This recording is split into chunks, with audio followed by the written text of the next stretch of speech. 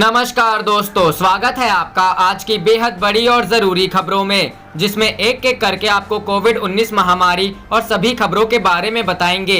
लेकिन उससे पहले अगर आप भी हिंदू मुसलमान भूलकर इस बीमारी से लड़ने में देश के साथ हैं, तो आप इस वीडियो को लाइक कीजिए और लाल बटन को दबाकर इस चैनल को फ्री में सब्सक्राइब करके घंटी बजाकर कमेंट में लिखिए जय हिंद। रुख करते हैं पहले खबर की तरफ। मोदी सरकार से कांग्रेस की मांग, हर जनधन, पेंशन और पीएम किसान खाते में डाले जाएं 7500 रुपए। जी हां दोस्तों, कोरोना वायरस लॉकडाउन में गरीबों और जरूरतमंद लोगों के खातों में मोदी सरकार की ओर से ट्रांसफर की गई सहायता राशि को नाकाफी बताते हुए कांग्रेस पार्टी ने हर खाते में 7500 रुपए देने की मांग की है। पार्टी ने कहा है कि हर जनधन खाते, पेंशन खाते और पीएम किसान अकाउंट में 7500 रुपए जमा किए जाएं। पूर्व पीएम मनमोहन सिंह के नेतृत्व में गठित सलाहकार समूह की पहली बैठक के बाद कांग्रेस नेता जयराम रमेश ने मोदी सरकार के सामने यह मांग रखी है। कांग्रेस पार्टी के सलाहकार समूह की बैठक में लिए गए फैसलों के बारे में वीडियो लिंक के जरिए संवाददाताओं से जयराम रमेश ने कहा कि लघु एवं मध्यम उद्योग को पुनर्जीवित करने, फसल खरीद और पलायन समस्या को लेकर कांग्रेस पार्टी ने एक विस्तृत प्लान तैयार किया है। इससे 1-2 दिन में मोदी सरकार को सौंपा जाएगा। उन्होंने कहा, सरकार ने अब तक जो कदम उठाए हैं वो अपर्याप्त हैं। हम सरकार को अपनी तरफ से सुझाव देंगे। हमने एमएसएमई को नया जीवन देने के लिए बहुत ठोस प्लान तैयार किया है। हम जल्द इसे सरकार को सौंपेंगे। राहुल ने दोहराया, करेंगे सहयोग। रमेश ने कहा कि इस बैठक में मनमोहन सिंह और कांग्रेस के पूर्व अध्यक्ष राहुल गांधी ने एमएसएमई क्षेत्र को मदद देने पर जोर दिया। उनके मुताबिक गांधी ने फिर दोहराया कि संकट की इस घड़ी में रचनात्मक मानसिकता के साथ सरकार का सहयोग करना है। रमेश ने कहा कि कांग्रेस सलाहकार समूह की बैठक हर दूसरे दिन होगी। रुख करते हैं अगली खबर की तरफ। गहलोत बोले, फ्लाइट वालों को 4 दिन का वक्त, मजदूरों से किया भेदभाव। जी हां दोस्तों, कोरोना लॉकडाउन की वजह से देश के विभिन्न हिस्सों में प्रवासी मजदूर फंसे हुए हैं। कामकाज नहीं होने की वजह से श्रमिकों के सामने रोजी रोटी की समस्या खड़ी हो गई है।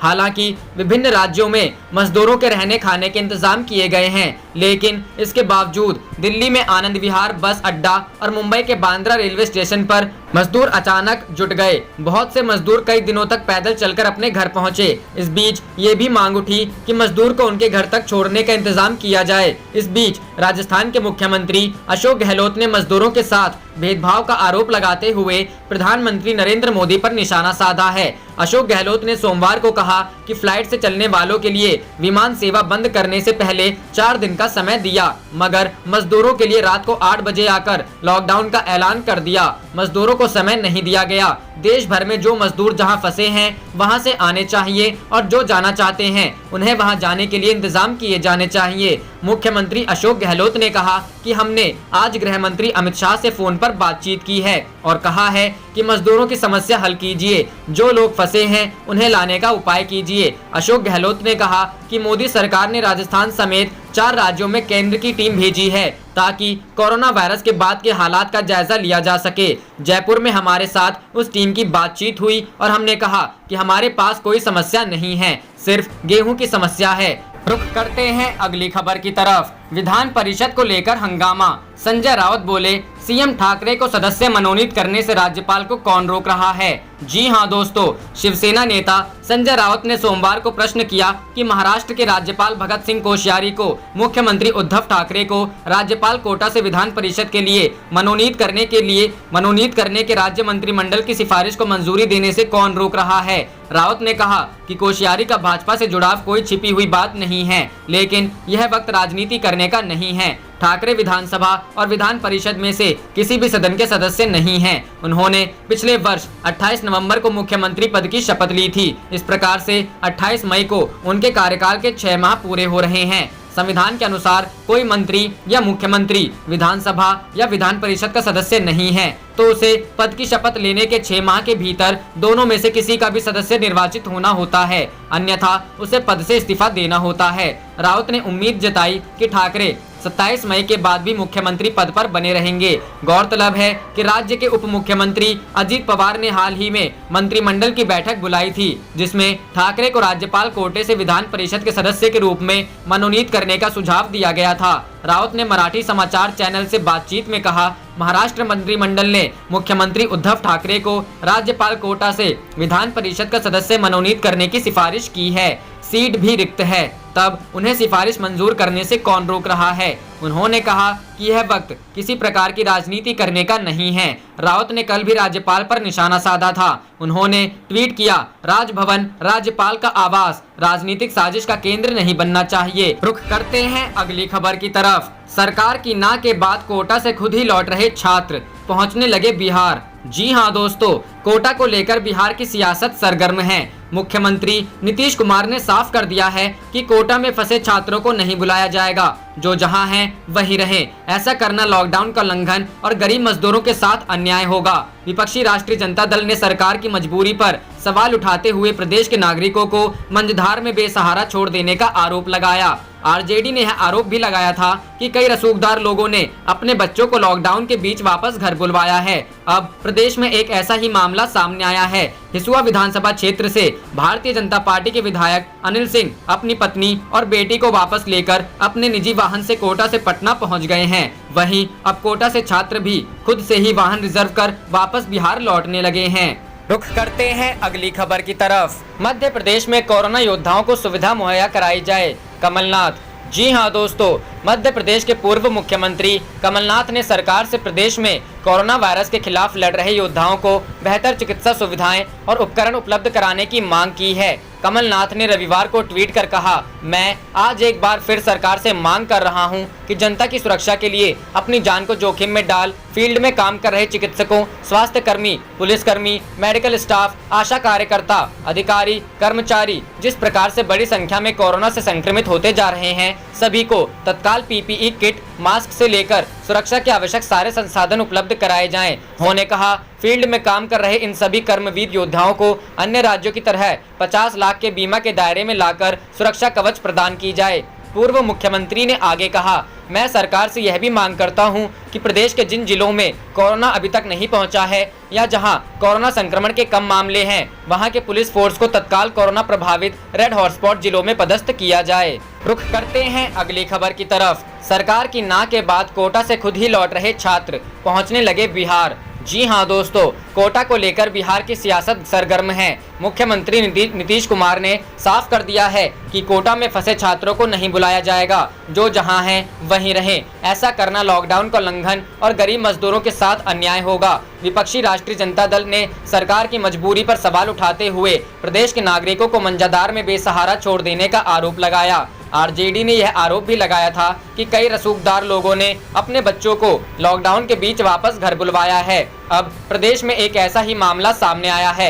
हिसुआ विधानसभा क्षेत्र से भारतीय जनता पार्टी के विधायक अनिल सिंह अपनी पत्नी और बेटी को वापस लेकर अपनी निजी वाहन से कोटा से पटना पहुंच गए हैं। वहीं अब कोटा से छात्र भी खुद से ही वाहन रिजर्व कर वापस बिहार लौटने लगे हैं। कोरोना के कारण कोटा में फंसे छात्रों को वापस बुलाने के लिए भले ही बिहार सरकार तैयार नहीं हो रही है, लेकिन जो भी सक्षम है और रुतबे वाला है वो अपने बच्चों को धड़ल्ले से बिहार लेकर आ रहा है। हजारों बच्चों के अभिभावक अपने बच्चों को वापस लाने के लिए गुहार लगा रहे हैं, लेकिन कोई सुनने वाला नहीं है। दूसरी तरफ रसूखदार लोगों के बच्चे प्रतिदिन कोटा से बिहार आ रहे हैं। सरकारी आंकड़ों के मुताबिक अब तक 149 छात्र बिहार के विभिन्न जिलों में पहुंच गए हैं, जिन्हें वहां क्वारंटीन किया गया है। यूपी से लगी सीमा से कोटा में पढ़ाई करने वाले छात्रों की घर वापसी का सिलसिला लगातार जारी है। कोटा से नवादा के लिए चले 10 छात्र 3 वाहनों से कैमूर पहुंचे। बॉर्डर पर मजिस्ट्रेट और चिकित्सकों की टीम ने उन सभी छात्रों की स्क्रीनिंग कर हाथ पर होम क्वारंटीन की मुहर लगाई। ये सभी छात्र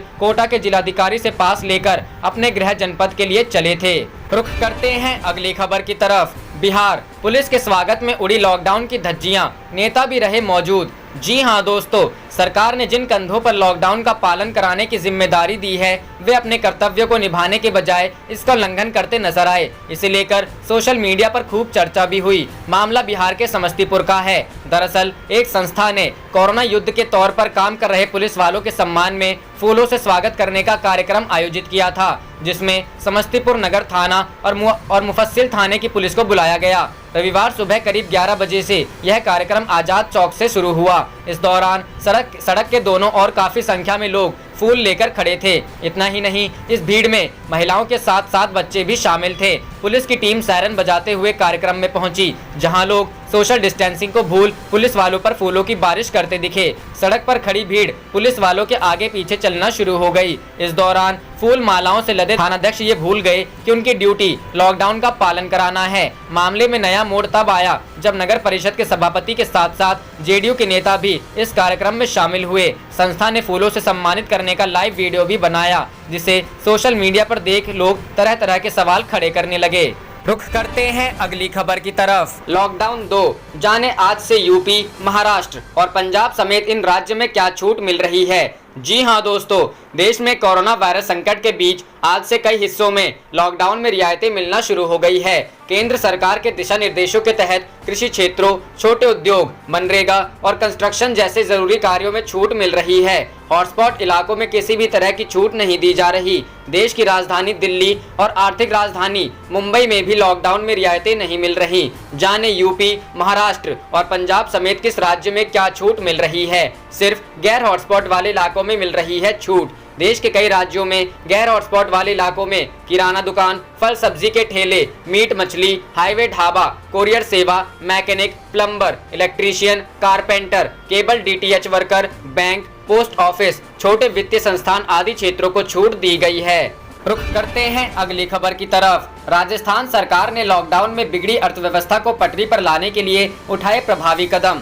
जी हां दोस्तों, राजस्थान में कोरोना वायरस के प्रसार को रोकने के लिए कड़े कदम उठाने के साथ साथ राजस्थान सरकार ने राज्य की अर्थव्यवस्था को सुचारू बनाने के लिए कुछ प्रभावशाली उपायों की घोषणा की है। इसके साथ ही सरकार ने कोविड-19 के प्रसार और उसके बाद देशव्यापी बंद से उपजे हालात के बाद राज्य की अर्थव्यवस्था को फिर से पटरी पर लाने के लिए प्रयास तेज कर दिए हैं। आकलन है कि मांग में गिरावट और श्रम शक्ति की कम उपलब्धता के साथ उद्योग को सामान्य स्थिति में आने में कम से कम 3 महीने लगेंगे। मुख्यमंत्री के वर्तमान सलाहकार और पूर्व वित्त सचिव की अध्यक्षता में एक विशेष समूह भी बनाया गया है।